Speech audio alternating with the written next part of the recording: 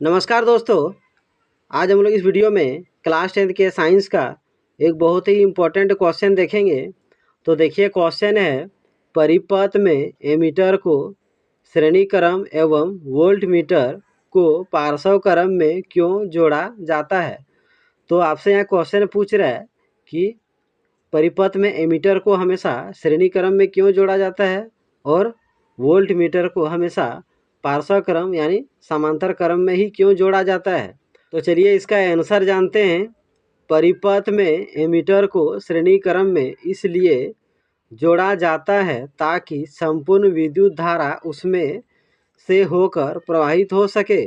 तो किसी भी परिपथ में एमीटर को श्रेणी क्रम में क्यों जोड़ा जाता है?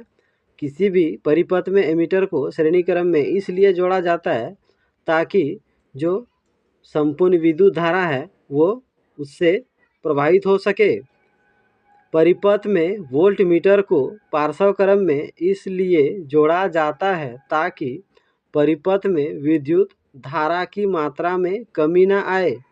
तो परिपथ में वोल्ट मीटर को हमेशा पार्श्व क्रम में ही जोड़ा जाता है ताकि परिपथ में जो विद्युत धारा प्रवाहित होती है उसकी मात्रा में कोई कमी ना आए।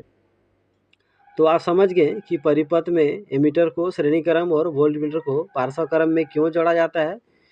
क्योंकि परिपथ में एमीटर को श्रेणी क्रम में जोड़ने से उसमें विद्युत धारा आसानी से प्रवाहित हो सकेगा, जबकि परिपथ में वोल्ट मीटर को पार्श्व क्रम में जोड़ने से विद्युत धारा की मात्रा में कोई कमी नहीं होती है।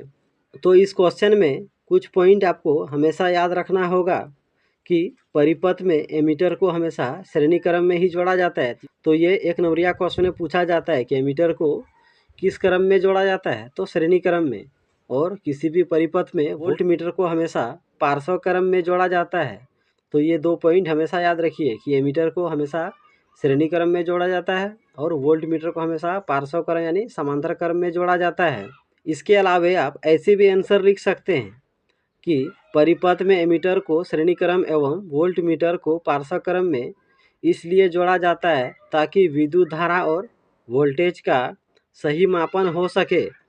आपको जानना चाहिए कि एमीटर का प्रतिरोध कम होता है, इसीलिए इसे श्रेणी क्रम में जोड़ा जाता है, और वोल्ट मीटर का प्रतिरोध अधिक होता है, इसीलिए इसे पार्श्व क्रम में जोड़ा जाता है। तो इसे अच्छा से पढ़ लीजिए, और अगर मेरा वीडियो आपको अच्छा लगता हो तो मेरे YouTube चैनल को ज़रूर सब्सक्राइब कर लीजिए।